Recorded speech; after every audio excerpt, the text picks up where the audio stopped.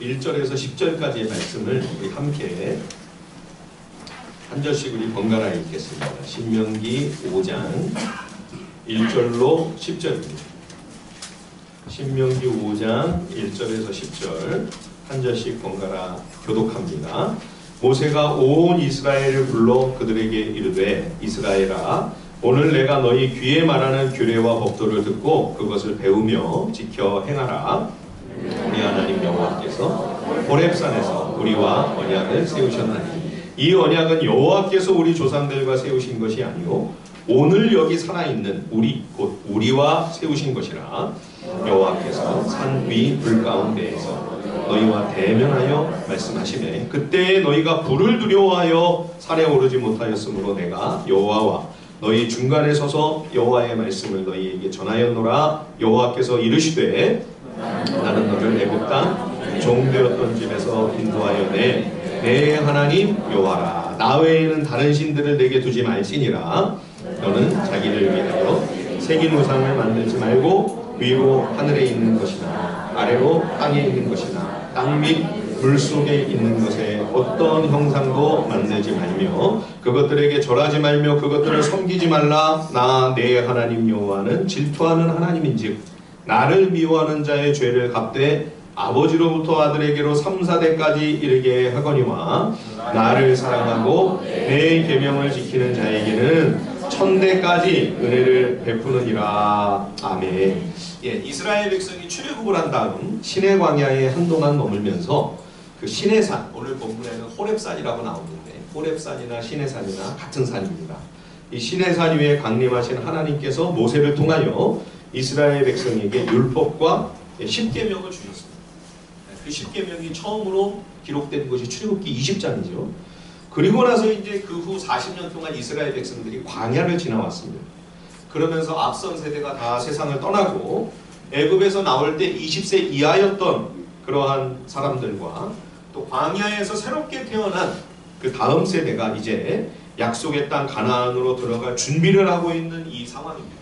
이때 하나님께서 모세를 통해 40년 전에 주셨던 10계명을 다시 한번 이 새로운 이스라엘의 광야 2세대, 다음 세대에게 교육하고 있는 내용이 오늘 신명기 5장입니다. 그래서 오늘은 이 10계명의 서론, 10계명의 대전제가 되고 있는 그 내용을 먼저 함께 살펴보려고 합니다. 계명은 뭐고 율법은 뭐냐? 율법은 굉장히 방대한 하나님의 백성이 이렇게 살아가면 좋겠다라고 하는 하나님의 마음과 뜻을 담은 방대한 율법의 내용을 기억하기 쉽도록 최대한 압축해서 그 핵심을 축약해 놓은 것을 계명이라고 합니다. 그러니까 계명은 율법의 엑기스라고 할 수 있겠죠. 그래서 이 10가지 계명으로 하나님이 엑기스를 쫙 쪼려 놓으신 거예요. 그래서 이거를 10계명이라고 하는 거죠. 오늘 우리 청소년들도 다 같이 예배를 드리니까 이 10계명을 쉽게 기억할 수 있는 방법이 있죠. 1, 2, 3, 4, 5, 6, 7, 8, 9, 10 해가지고 1절 나 외에 다른 신을 섬기지 마라. 2. 이상한 우상을 섬기지 마라. 3. 삼가 내 하나님의 이름을 망령되이 일컫지 마라. 4. 사업을 안식일날 하지 마라. 5. 오만이 아버지를 공경하라. 6. 육혈포로 살인하지 마라. 육혈포는 그 총 구멍이 6개가 있는 탄알을 6개를 장전할 수 있는 권총을 말하거든요. 육혈포로 살인하지 마라. 그 다음에 7은 칠보단장한 여인을 보고 간음하지 마라. 옛날에는 칠보단장이 최고였잖아요. 칠보단장한 여인을 보고 간음하지 마라. 8은 팔로 도적질하지 마라. 도둑질하지 말라는 거죠. 남의 것 훔치지 말고 빼앗지 말라. 9. 구구절절 거짓 증거하지 마라. 거짓말하지 말라는 거죠. 10. 10원도 내 이웃의 물건을 탐내지 마라.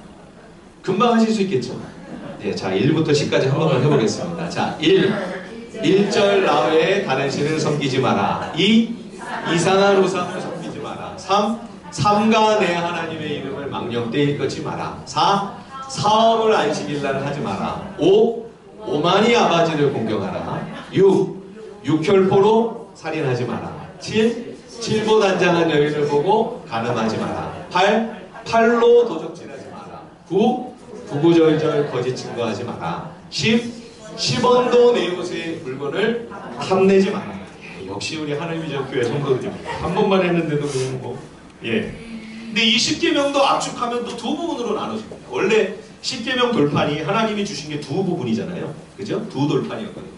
근데 첫 번째 돌판에는 첫 번째 계명부터 4계명까지 이거는 하나님과 우리와의 관계예요. 그래서 하나님을 사랑하라. 이게 이제 핵심이고요. 그 다음에 이제 두 번째 돌판은 5계명에서부터 10번째 계명까지. 이거는 우리와 이웃과의 관계예요. 이웃을 사랑해라. 그러니까 두 가지로 이야기하면 하나님 사랑, 이웃 사랑. 이렇게 요약이 되는 거죠. 그리고 결국은 이 십계명 전체가 한마디로 말하면 사랑이다. 사랑을 이야기하고 있는 거라는 걸 우리가 알 수 있습니다. 그러니까 사랑의 본체이시고 사랑의 본질이신 하나님께서 진정한 사랑의 대상으로 창조하신 존재가 바로 우리인 거죠. 그래서 우리에게 하나님이 원하시고 바라시는 이 십계명 하나님의 명령의 요지는 하나님 사랑, 이웃 사랑. 결국은 사랑이라고 하는 것을 우리가 깨닫게 됩니다. 자, 먼저 이 십계명은 하나님과 하나님 백성 사이의 약속이라고 하는 사실을 일깨워주죠.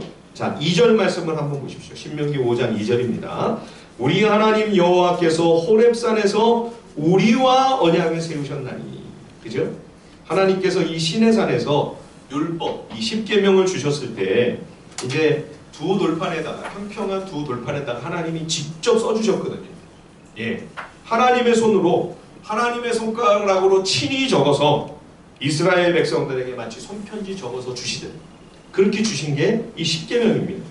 그래서 여기 여호와께서 우리와 언약을 세우셨다. 이 언약을 맺었다는 것은 바꿔 말하면요, 계약을 했다는 말입니다.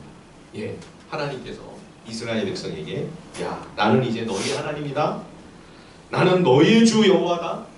내가 너희의 아버지로서 너희를 사랑하고 너희를 구원하여 너희를 끝까지 책임지마. 이렇게 약속을 하시면서 이 돌판에다가 계약서를 쓰시고 하나님이 사인을 직접 하신 거.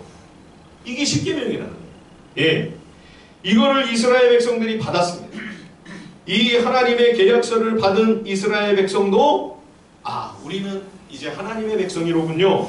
하나님의 자녀로 살겠습니다. 하나님의 구원과 생명을 얻은 자녀로서 하나님의 백성답게 이제는 하나님의 명령, 하나님이 주신 이 율법, 이 십계명의 정신을 따라 하나님 말씀을 순종하는 삶을 살겠습니다. 이렇게 서로 하나님과 이스라엘 백성 사이에 계약이 이루어진 거죠.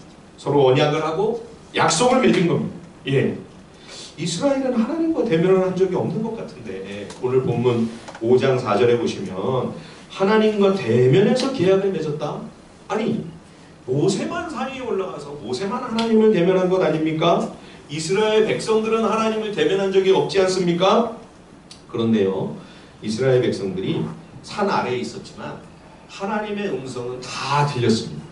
예, 근데 음성만 들었는데도 너무너무 무서워서 하나님이 불 가운데 강림하셨거든요.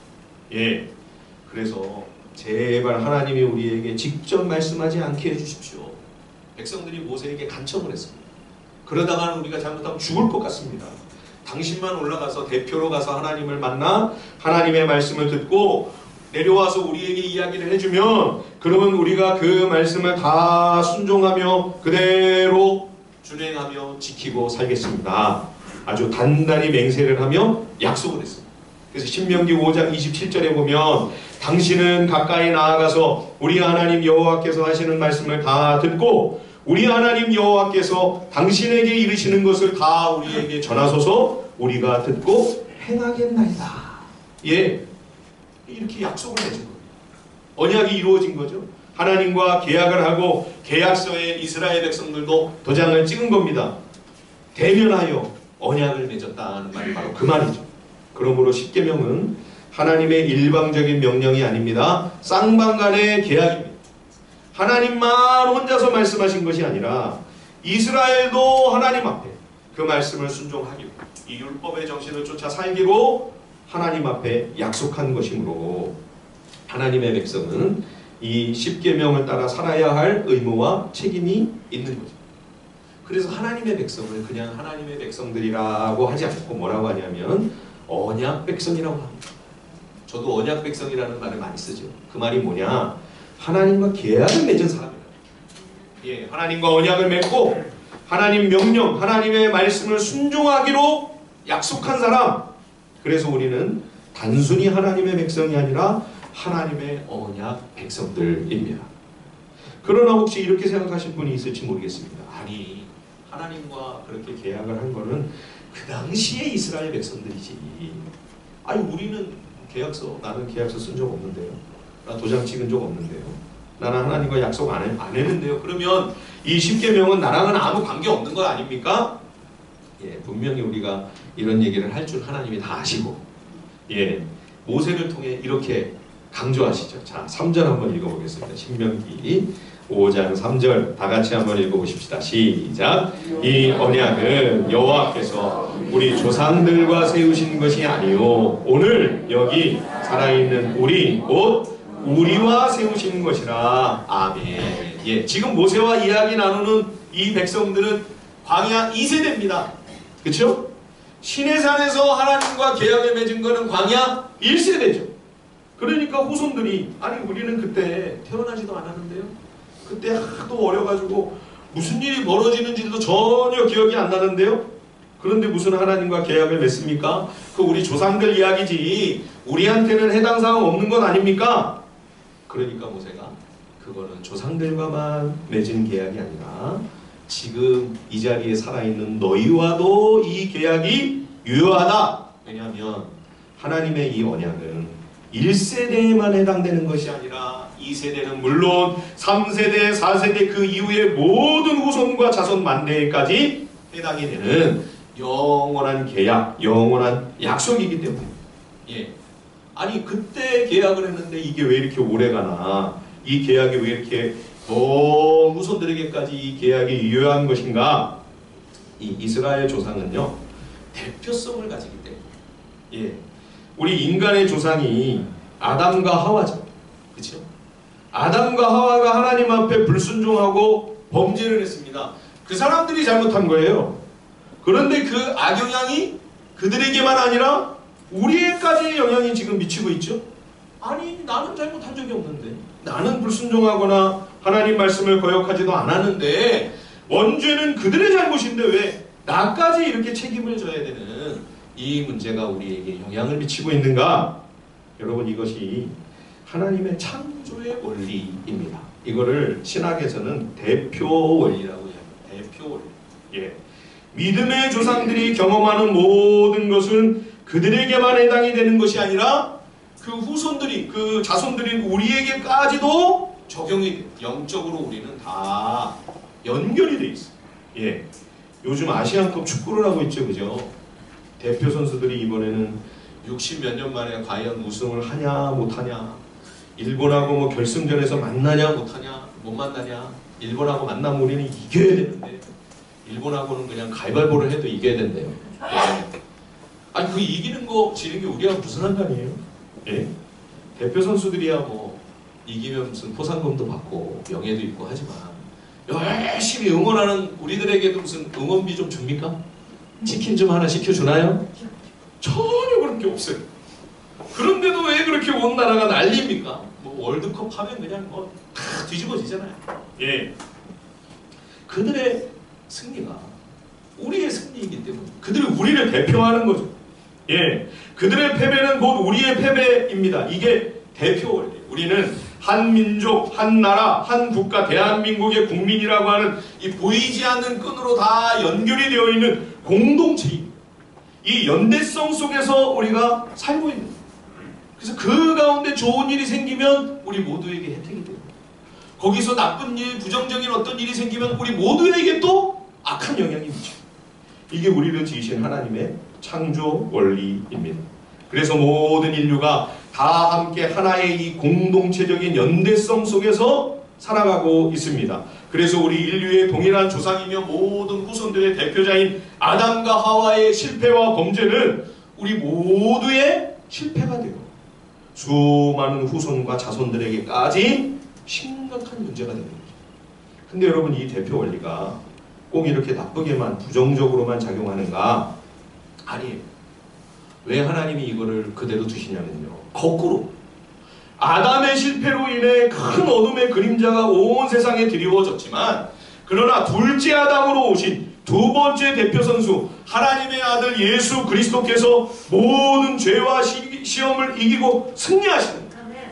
예, 이 둘째 아담, 둘째 대표 선수로 나서신 예수님이 첫째 대표 선수인 아담의 모든 실패와 패배를 완전히 뒤집어서 엄청난 역전승을 만드시는 거죠.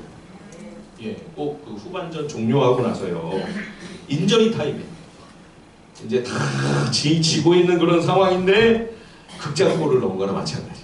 예, 그래서 예수님을 믿는 모든 하나님의 자녀들에게 예수님의 의, 예수님의 속죄, 예수님의 승리, 예수님의 생명과 부활을 선물로 주시는 거예요. 예, 아니 우리가 뭐 한 게 있어요?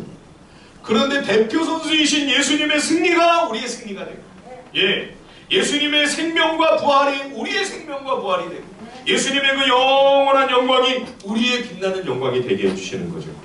이게 대표 원리로 인해서 우리에게 혜택이 미치는 구원과 생명인 겁니다.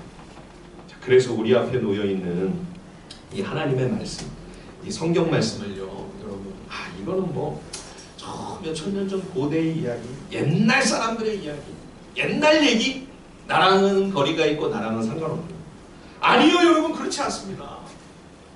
이거는 오늘 우리에게 주시는 하나님의 말씀입니다.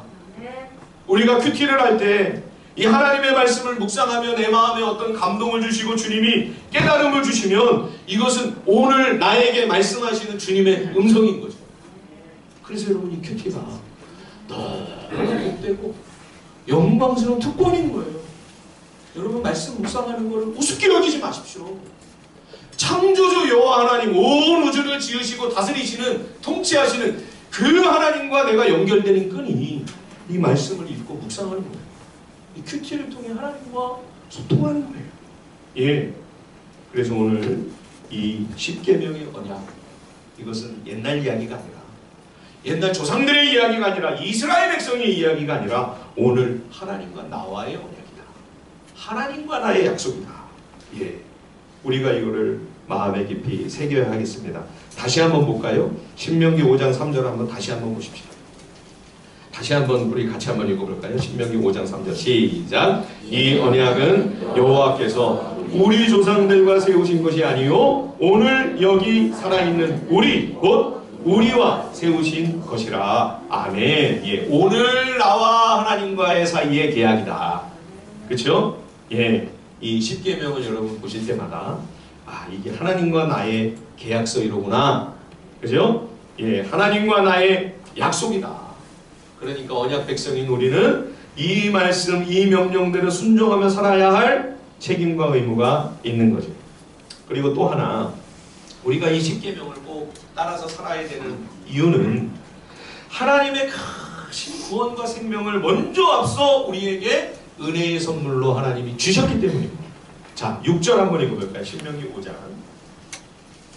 6절 말씀 한번 다 함께 읽어보겠습니다. 신명기 5장 6절 시작. 나는 너를 애굽 땅 종되었던 집에서 인도하여 내 하나님 여호와라. 예, 하나님께서는 명령을 주시기 전에 먼저 명령과 요구 이전에 하나님이 어떤 큰 은혜를 아무 공로도 자격도 없는 이스라엘에게 먼저 은총을 내려주셨는가, 이거를 말씀하시는 거예요.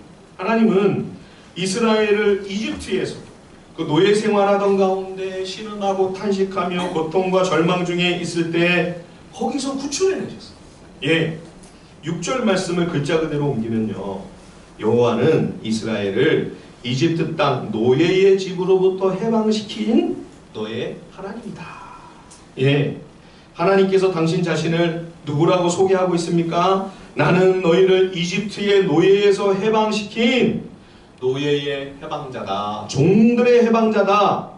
여기서 우리가 먼저 주목해야 할 것은요, 이집트의 노예면 최하층, 그 당시 사회에서 최하층 빈민 아닙니까? 천민이죠. 그렇죠?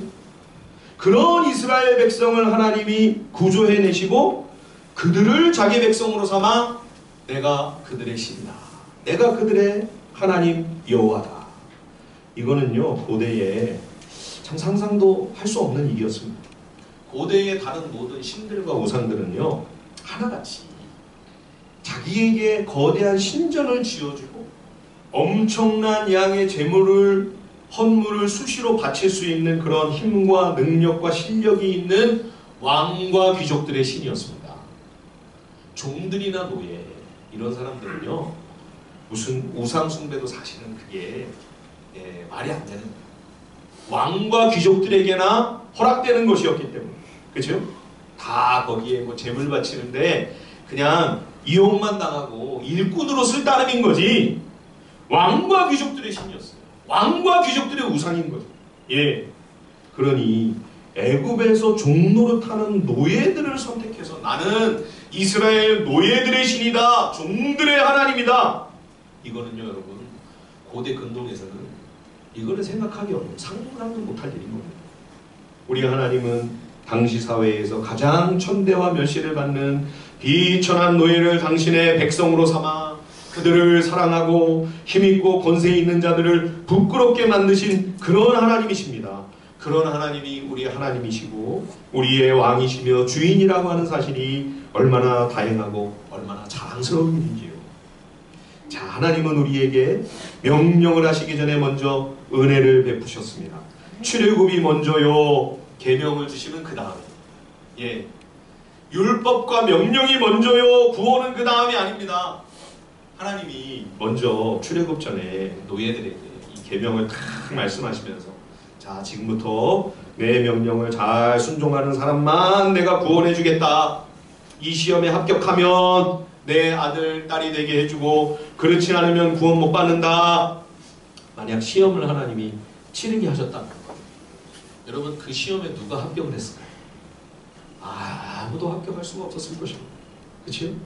그런데도요 여러분 희한하게 이 세상에서는 도덕과 윤리를 가지고 사람들이 무슨 생각을 하냐면 착하게만 살면 선한 삶을 살면 좋은 일을 많이 하면 천국에 갈 수 있다고 은근히 그런 생각을 하고 있는 사람들이 얼마나 많은가 모릅니다. 사랑하는 여러분, 천국 들어가기 위해서는 우리에게 어떤 자격이 필요할까요? 착하게 살고 선한 일을 많이 하면 도덕적으로 윤리적으로 흠결이 없고 법 없이도 살 사람이야 이런 칭찬을 받으며 이웃에게 많은 자선을 베풀면 그러면 여러분 우리가 천국 갈 수 있는 자격을 얻게 될 수 있을까요? 근데 많은 사람들이 이런 생각을 하고 있어요. 그래서 해가 바뀌면 우리는 무슨 결심을 합니까? 올해는 더 착하게 살아야지, 더 선한 마음을 가지고 훌륭하고 좋은 일들을 많이 해야지. 다들 그런 결심을 해요. 여러분 이것은 우리 하나님이 얼마나 완벽하고 완전한 분이신지를 알지 못하기 때문에 감히 이런 헛된 꿈을 꾸는 겁니다. 마태복음 5장 48절에서 예수님께서 친히 이렇게 말씀하셨습니다. 그러므로 하늘에 계신 너희 아버지의 온전하신과 같이 너희도 온전하라. 하늘에 계신 너희 아버지 하나님이 온전하신과 같이, 온전하시다는 것은 이거는 완전하다 이런 말. 하나님은 완벽하시고 완전하신 하나님이십니다. 어떤 흠도 점도 티도 없는 죄와 아무 상관이 없고 거룩하고 깨끗하고 정결하신 그런 하나님이십니다. 그런 하나님 앞에서 여러분 우리가 열심히 선을 해가 열심히 의롭게 살려고 힘을 쓰고 애를 쓰면 여러분 우리 완벽에 과연 도달할 수 있을까요? 완전하신 하나님의 기준에 우리가 합격할 수 있을까요? 불가능합니다. 요즘 우리가 신명기를 묵상하고 있지 않습니까? 신명기를 보니까 이스라엘 백성들이 이제 가나안 땅에 들어가서 살게 될 텐데 그때 절대 하나님 잊어버리면 안 된다. 여러 번 거듭거듭 신신당부합니다. 신명기 8장에도 내가 오늘 내게 명하는 여호와의 명령을 지키지 아니하고 내 하나님 여호와를 잊어버리지 않도록 삼갈지어다. 네가 먹어서 배부르고 아름다운 집을 짓고 거주하게 되면 내 소와 양이 번성하며 내 은금이 많아지며 내 소유가 풍부하게 될 때 내 마음이 교만하여 내 하나님 여호와를 잊어버릴까 염려가 된다. 이 말씀이 계속 자꾸 반복이 돼요. 이거를 왜 거듭 이렇게 강조를 할까요? 분명히 너희는 들어가서 배부르고 잘 먹고 잘 살고 평안해지면 다 까먹을 거다. 분명히 내가 100% 확신하여 이야기하는데 너희는 다 잊어버리고 하나님이 뭐 우리를 구원해 다 까먹고 다 망각하고 우상 숭배하고 헛된 길로 어긋난 길로 가게 될 거다. 하나님이 미리 하시고 이거를 이렇게 강조하시는 거예요. 인간의 마음이 얼마나 간사하고 간교합니까? 화장실 들어갈 때 나올 때 그 사이에 마음이 바뀝니다. 변덕이 죽을 듯해요. 지금 분명히 하나님과 계약을 하지 않았습니까?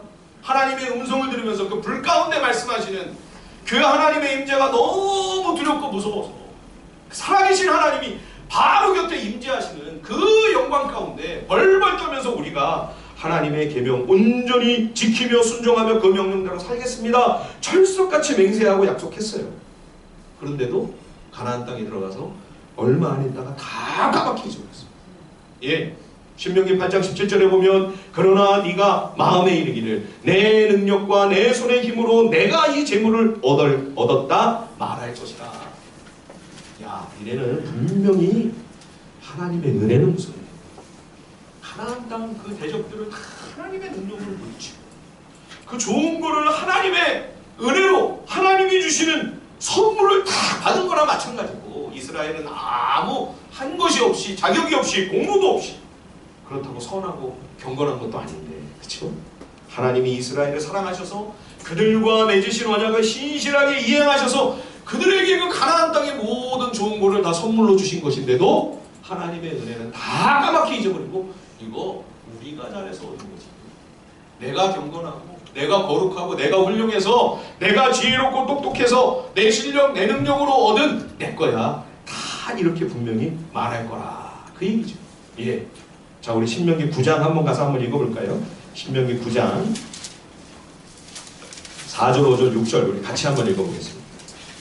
왜 하나님이 이렇게 분명히 못 박아 말씀해 두시는가 한번 같이 한번 읽어보시죠. 신명기 9장 4절에서 6절입니다. 다 같이 우리 한 목소리로 한번 크게 한번 읽어보겠습니다. 신명기 9장 4절에서 6절 시작. 내 하나님 여호와께서 그들을 내 앞에서 쫓아내신 후에 네가 신중에 이르기를 내 공의로움으로 말미암아 여호와께서 나를 이 땅으로 인도하여 들여서 그것을 차지하게 하셨다 하지 말라. 이 민족들이 악함으로 말미암아 여호와께서 그들을 내 앞에서 쫓아내심이니라. 네가 가서 그 땅을 차지함은 네 공의로 말미암음도 아니며 내 마음이 정직함으로 말미암음도 아니요 이 민족들이 악함으로 말미암아 내 하나님 여호와께서 그들을 내 앞에서 쫓아내심이라. 여호와께서 이같이 하심은 내 조상 아브라함과 이삭과 야곱에게 하신 맹세를 이루려 하심이라. 그러므로 내가 알 것은 내 하나님 여호와께서 내게 이 아름다운 땅을 기업으로 주신 것이 내 공의로 말미암음이 아니니라. 너는 목이 곧은 백성이니라. 예, 니네가 의로워서 이 땅 차지한 거 아니다. 너희의 수고와 너희의 노력과 너희의 공로로 이 모든 좋은 것을 너희가 차지하게 된 것이 아니다. 절대. 이 땅의 백성들이 악해서 하나님이 심판하시고 그래서 이들이 쫓겨나고 너희들이 그 땅에 들어가 살게 된 것인데 이것이 하나님의 은혜임을 절대 잊지 말고 너희의 자랑과 의로 이것을 삼으면 안 된다 말씀하시죠. 너희는 목이 곧은 백성이니라. 예, 목이 너무 뻣뻣해가지고 예, 얼마나 오만하고 얼마나 교만한지 예, 얼마나 하나님 앞에 고집이 세고 말을 안 듣는지 악한 백성이라고 하는 거예요. 그래서 하나님께서 이렇게 분명히 말씀해 두고 계시는 겁니다. 이거 너희들이 의로워서 얻은 거 아니다. 전적인 하나님의 은혜요 선물이다. 여러분, 그런 우리가 어떻게 우리의 선, 나의 어떤 의로움으로 우리의 노력과 우리의 선함과 우리의 경건으로 구원을 얻을 수 있겠습니까? 우리의 힘으로는 절대로 안 돼요. 그래서 하나님이 먼저 은혜를 베푸신 거예요. 먼저 구원을 해놓으신 거예요. 그게 출애굽입니다. 예, 이 이스라엘 백성들이 이집트에서 노예 생활하는 그 절망적인 상황 속에서 해방과 자유를 얻은 이 사건은 오늘 이 시대에 우리가 예수 그리스도를 통하여 죄의 용서함을 받고 영원한 생명과 구원을 얻게 된 이 구원 사건의 예고편이 바로 구약의 출애굽입니다. 그러면 예고편이 출애굽이면 본방송은 뭐겠어요? 진짜는 예수님의 십자가와 부활이죠. 예, 이스라엘 백성이 파라오의 노예이지 않았습니까? 파라오의 군인들이 휘두르는 그 채찍에 맞아가면서 노예는 365일 하루도 쉬는 날이 없어요. 예, 그러면 월급을 많이 주겠네요, 그죠? 365일을 하니까 월급이 없습니다. 시급도 없습니다. 예, 먹을 게 있으면 다행이에요. 그렇게 죽도록 일을 하다가 지치고 병들어 그냥 죽는 게 노예인 거예요. 얼마나 괴로웠겠어요. 예, 여러분 영적으로는요, 근데 영적인 차원에서 보면 우리 죄인도 노예나 똑같은 겁니다. 죄인은 악한 사탄 마귀의 종입니다. 죄인은 죄의 노예입니다. 노예는 일을 안 하고 싶은데도 할 수 없이 해야 되죠. 죽지 않으려면 일을 해야 되죠. 그죠? 맞아, 죽지 않으려면. 우리도 마찬가지입니다. 죄인도 죄를 안 짓고 싶어요. 착하게 살고 싶어요. 부드러운 말, 온유한 말을 하면서 좋은 관계를 맺고 싶고 행복하게 살고 싶어요. 살아가면서 살고 싶어요. 안 돼요. 근데 이게 잘 안 돼요. 잘 되세요? 안 되죠. 그렇죠? 거짓말을 안 하려고 하는데도 거짓말을 하게 돼요. 안 싸우고 평화롭게 살려고 하는데도 미움이 막 속에서 일어나요. 시기 질투가 막 올라와요. 욕심을 안 부리고 마음을 비우고 살고 싶어요. 그런데도 세상 욕심과 탐욕이 끊임없이 올라옵니다. 죄의 종이기 때문에 그렇습니다. 죄의 노예이기 때문에. 그런데 여러분, 이렇게 죄의 종, 죄의 노예로 살면 이 땅에서 그렇게 사는 걸로 끝나냐? 아니요. 여러분, 죄를 지으면 죄의 대가를 치러야 되잖아요. 그렇죠? 이 세상에서도 범법을 하면 벌금을 내든지 아니면 감옥에 들어가서 형을 살든지, 그죠? 죄의 대가를 치러야 되지 않습니까? 하나님 앞에서 죄의 노예된 우리들이 하나님의 이 법, 하나님의 율법, 하나님의 뜻을 우리가 거스르고 불순종하면서 살면 하나님 앞에 우리는 죄값을 치러야만 합니다. 그 죄값이 뭐냐? 그게 사망이에요. 우리는 원래 죽어야만 되는 존재로 태어난 게 아닙니다. 그죠? 죄를 지었기 때문에 죽어야 되는 거예요. 근데 죽음으로 끝이냐? 아니요. 죽은 뒤에도 우리 영혼은 죽지 않습니다. 우리 영혼은 계속 살아서 이 땅에서 우리가 하나님께 거역한 모든 지은 죄와 반역에 대한 심판을 영원토록 받게 되는 거예요. 그게 영원한 하나님의 심판이요, 영원한 멸망입니다. 그래서 하나님께서 그 아들 예수 그리스도를 이 세상에 보내신 겁니다. 예, 그분은 하나님의 아들이시기 때문에 아무 죄가 없습니다. 죄와는 전혀 상관도 없는 완벽한 의인이십니다. 완전한 하나님이십니다. 그런데 그분이 나를 살리기 위해 내 모든 죄를 대신 다 뒤집어 쓰시고 죄 없는 예수님이 가장 처참하고 참혹한 형벌을 십자가에서 다 받으십니다. 아무 잘못이 없는데, 아무 죄가 없는데 왜 그렇게 죽으셔야 됐을까요? 우리 죄값을 치르시고 내 죄에 대한 그 대가를, 내가 받아야 될 형벌, 내가 받아야 할 그 저주와 모든 심판을, 그 영원한 멸망을 대신 다 받으시노라. 그게 예수님의 십자가예요.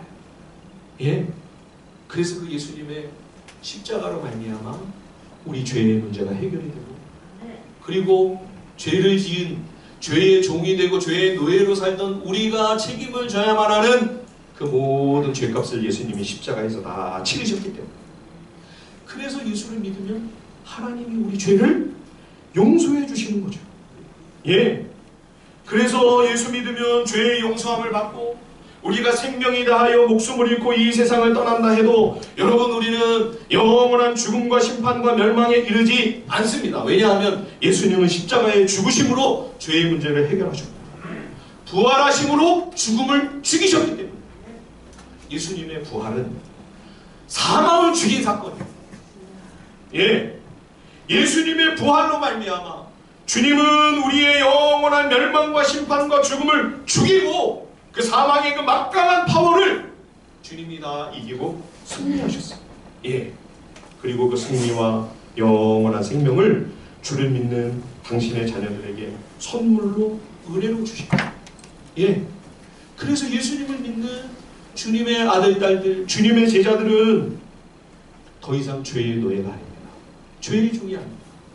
그리고 죽음과 영원한 심판과 영원한 멸망의 종이 아닙니다. 해방이 되었어요. 예, 주님이 해방시켜 주시고 자유를 얻게 하신 것이죠. 이것이 여러분 구원이에요. 예, 이 구원 사건에, 예수 그리스도의 구원 사건에 구약 하나의 모형, 예고편, 그게 바로 출애굽이었던 거죠. 예, 우리 5장 6절 다시 한번 읽어볼까요? 신명기 5장 6절 말씀을 한 번 더 다 함께 한 목소리로 읽겠습니다. 5장 6절입니다. 시작. 나는 너를 애굽 땅 종되었던 집에서 인도하여 낸 내 하나님 여호와라. 예, 하나님이 이런 은혜를 우리에게 다 베풀어 주시고 우리를 구원하신 다음에 생명을 주신 다음에 뭐라고 말씀하시냐면, 야, 나는 너의 주 하나님이다. 내가 너의 진정한 왕이고 너의 인생의 진정한 주인이다. 나는 너의 하나님이다.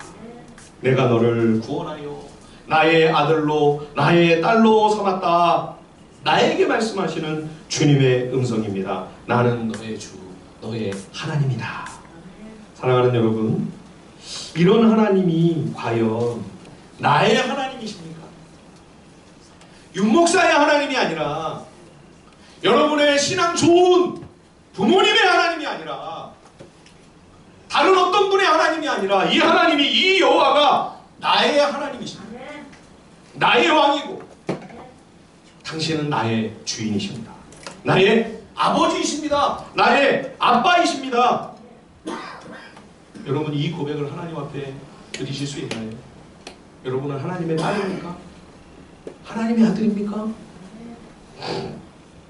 미국에 살던 어느 선생님이요, 그만 사고가 나가지고 혼수 상태가 됐어요. 예, 그래서 중환자실에 누워있는데 귀에 이런 목소리가 들려오더랍니다. 야, 너는 누구니? 너는 누구니? 그래서 이분이 대답을 했대요. 저는 미세스 쿠퍼인데요. 쿠퍼 부인인데요. 아마 남편이 쿠퍼였던 모양이죠. 저는 쿠퍼 부인인데요. 그러니까 다시 이런 목소리가 들려옵니다. 야, 나는 네 남편이 누구냐고 묻지 않았어. 너는 누구니? 그랬더니 이분이 또 대답을 했습니다. 저는요, 피터와 제니와 피터의 엄마입니다. 아마 남매가 있었던 모양이죠. 예, 제니와 피터, 딸과 아들의 엄마입니다. 그랬더니 또 이렇게 묻는 겁니다. 네가 누구 엄마냐고 난 묻지 않았어. 너는 누구니? 그랬더니 이분이 뭐라고 대답을 했냐면, 저는요, 학교 선생님이에요. 학생들을 학교에서 열심히 가르치고 있죠. 아니, 나는 네 직업이 뭐냐고 묻지 않았어. 너는 누구니? 저는요, 열심히 교회 다녔고요, 남편 내줘도 정말 애를 썼고요, 힘든 가운데도 두 아이를 키우면서 학교에서는 학생들 정말 잘 가르치려고 진짜 애를 많이 썼어요. 마지막으로 이렇게 묻습니다. 나는 네가 뭘 했는지 묻지 않았어. 너는? 결국 이 쿠퍼 부인은 제대로 대답을 못했다고 합니다. 근데 참 다행히 얼마 후에 이분이 의식이 돌아옵니다. 예, 건강을 회복하게 되었는데 이 사건이 뇌리에 기억에 생생하게 남아요. 그래서 이 쿠퍼 선생님의 신앙과 삶은 완전히 달라졌다고 합니다. 내가 누구인지도 모르는 채로 쫓기듯 살았던 그런 삶이 아니라, 하나님의 사랑받는 딸로서 예수님의 생명과 구원을 누리는 주님의 제자로서 남은 여생을 참 정말 의미 있고 가치 있게 살게 되었다고 합니다. 사랑하는 성도 여러분, 하나님께서 오늘 나에게 많이 찾아오셔서 야, 너는 누구니? 너는 누구니? 라고 물으신다면 여러분 뭐라고 대답을 하시겠습니까? 내일 우리 2박 3일 수련회에 가는 우리 청소년들 기도합니다. 주님이 이 물음을 여러분들에게 던지셨을 때 여러분들에게 대답할 말이 생기게 되는 이번 2박 3일이 되기를 간절히 바랍니다. 예. 나는 죄와 죽음과 영원한 멸망의 노예가 되었던 너를 구원한 너의 주, 너의 하나님이다. 너의 아버지다. 주님의 이 말씀 앞에 마음으로 깊이 아멘하며, 그래서 이제는 이 큰 구원의 선물, 영원한 생명을 선물로 주신 주님 앞에 이 귀한 언약의 말씀, 이 계명을 정말 지키고 순종하면서 살아가는 그런 우리 하늘비전 거룩한 주님의 사랑하시는 식구들이 다 되실 수 있기를 주님의 이름으로 축원드립니다. 우리 시간에 함께 찬양하고요, 주님 앞에 우리 다시 기도하고 예배를 마치겠습니다. 두 손들